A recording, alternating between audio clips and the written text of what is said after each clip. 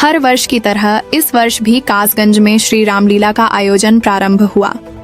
पूर्व जिला अध्यक्ष केपी सिंह ने फीता काटकर रामलीला का शुभारंभ किया।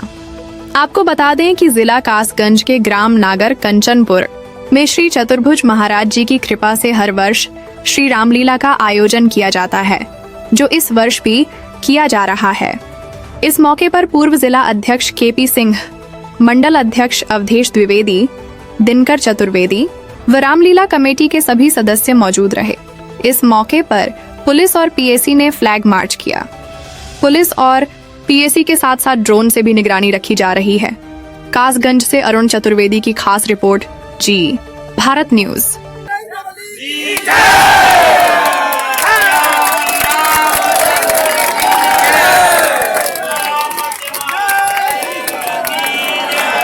जयकारा वीर बजरंगी, जयकारा वीर बजरंगी, हर हर महादेव।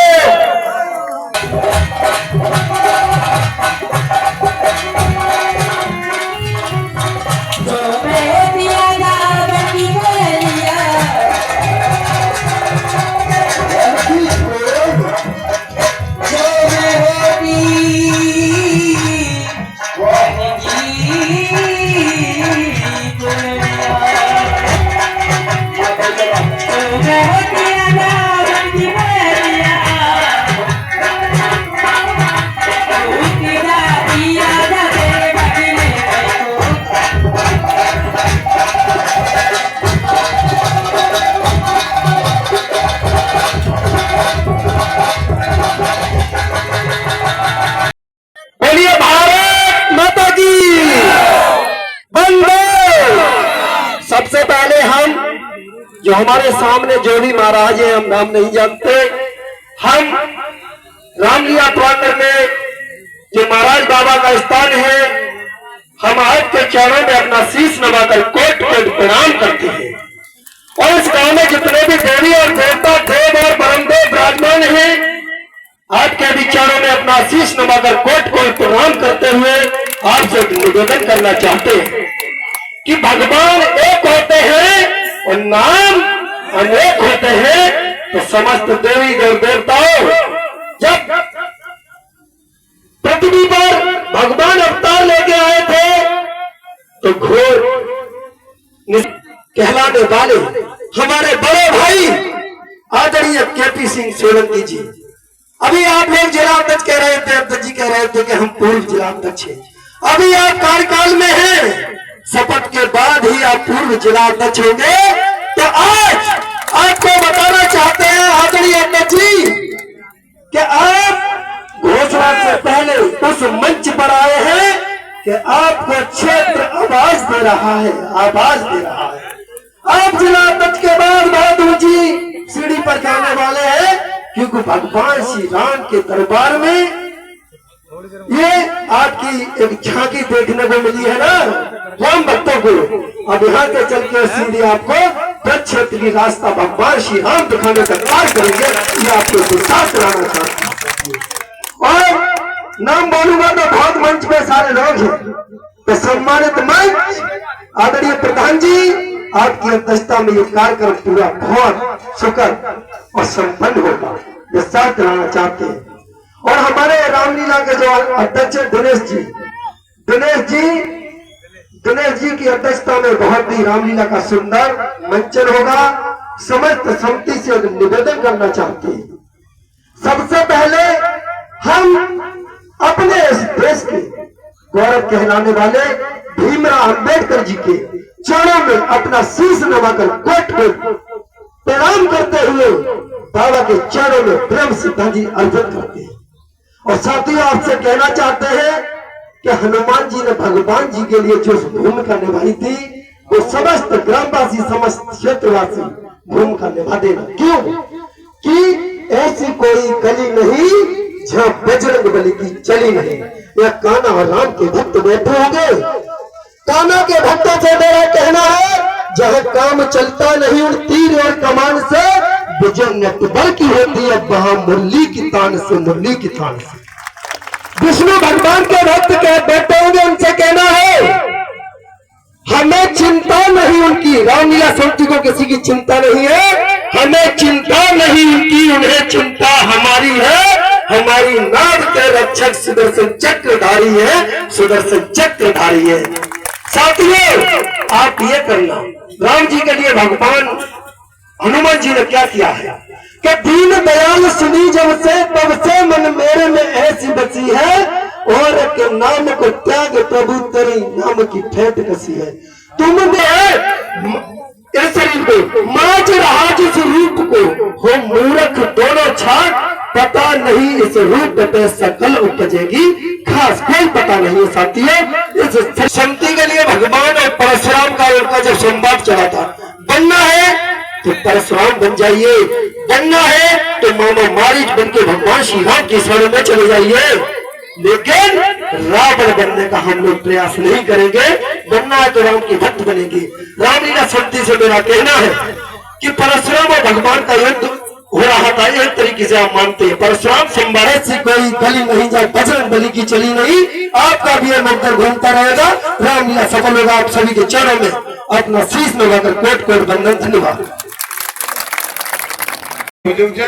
युवा साथियों, आप सभी के चरणों में शीश झुकाकर आपको वंदन अभिनंदन करता हूँ।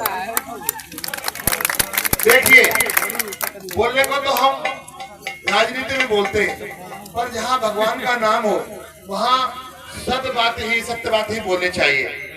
और जो ये रामलीला दशकों से होती आई है, जो मुझे मालूम पड़ा है, कम से कम 40-50 वर्षों से यहाँ लगातार रामलीला हो रही है। ये बड़े ही बहुत फक्र की बात है। और इस आयोजन को, भगवान को, राम को नाम लेने के लिए कोई व्यवधान उत्पन्न हो तो ये बहुत ही पीड़ा की बात है, कष्ट की बात है।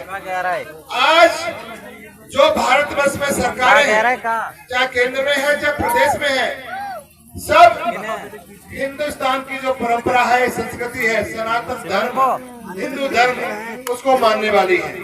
क्योंकि पूरे संसार में अपना हिंदुस्तान एक देश है, एक छोटा सा नेपाल है और मॉरिशस है, जहाँ हिंदू लोग बसते हैं। बाकी पूरे संसार में 56 से ज्यादा मुस्लिम देश हैं और 150 से ज्यादा ईसाई देश हैं। कहने का मतलब 200 से ज्यादा देश हैं, पर हिंदुओं का स्थान एक ही स्थान है, हिंदुस्तान। और इसकी भी अपनी संस्कृति है, धरोहर है। यहाँ धर्म के बिना, प्रभु श्री राम के बिना कोई कार्य हो ही नहीं सकता।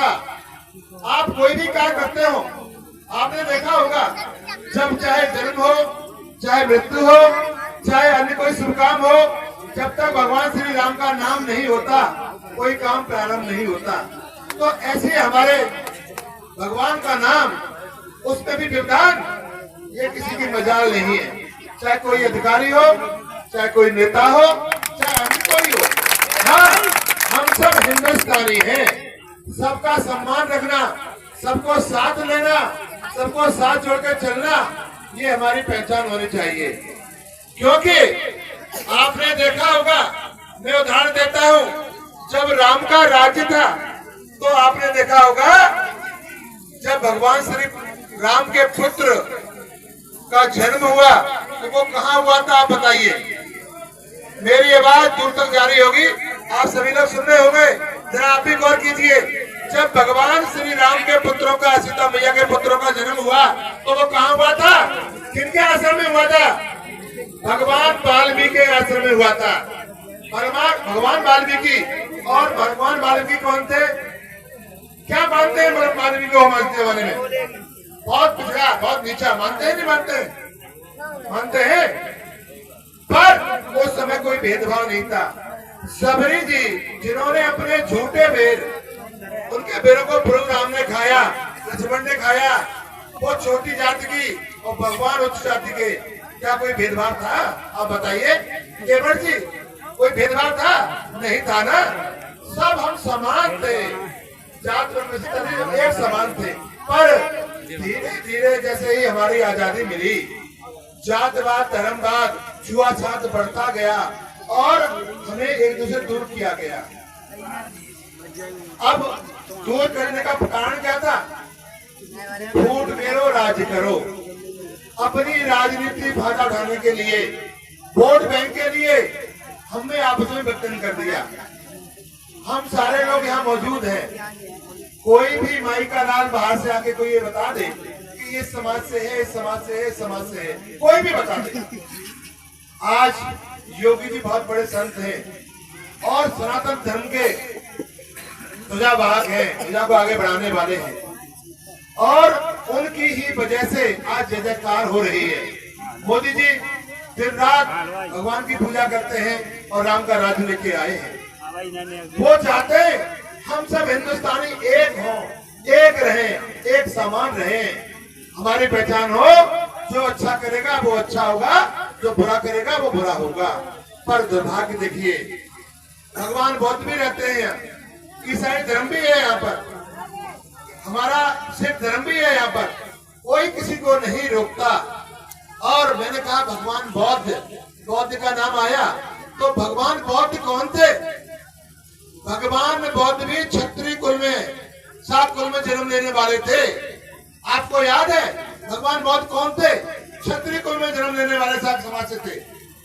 और आज उनकी पूजा करेंगे और आपस में लड़ेंगे, ये कौन सा न्याय है? आप बताइए। जब हम भगवान बौद्ध को मानते हैं, आप राम को मानते हैं, सब धर्मों को मानते हैं, पर कहीं ना कहीं सब एक हैं। कोई लड़ाई किस बात की है? यही तो चाल है विपक्ष की। वोट बैंक के लिए भड़काएंगे, तुम्हारे साथ राजनीतिक पार्टियां खड़ी हो जाएंगी, आकर लड़ाएंगे। क्यों? क्योंकि ये मेरा वोट है, ये तेरा वोट है। पर मोदी जी, योगी जी कहते हैं कि हिंदुस्तान में रहने वाला एक एक प्राणी सब हिंदुस्तानी है, भाई भाई है, ना तेरा है ना मेरा है, सब देश का है। और जो ये काम करते हैं वो भी सुन लें। आज मोदी योगी जी की सरकार है। मोदी योगी जी जब से आए हैं, जब से बिना भेदभाव के काम हुआ है। और जो आज दुहाई देके नेता यहाँ आते हैं और फूट घेरते हैं, मैं कहना चाहूंगा, जब बाबा साहेब भीमराव अंबेडकर, जिनको संविधान का निर्माण करने के लिए समिति का अध्यक्ष बनाया गया और वो बहुत विद्वान थे, उन्होंने अपने द्वारा संसार के 60 देशों में भ्रमण करके उस संविधान के लिए चुनिंदा अच्छी अच्छी बातें ग्रहण की और अपने संविधान में लेके आए। पर साथियों, दुर्भाग्य देखिए, जब संविधान का निर्माण हुआ और बाबा साहब ने इच्छा जाहिर की कि मैं भी सदन के लिए, लोकसभा के लिए लड़ना चाहता हूं, तो नेहरू जी, कांग्रेस और सपा जितनी भी पार्टियां सब मिलकर थी, उन्होंने उनका विरोध किया बाबा साहब का।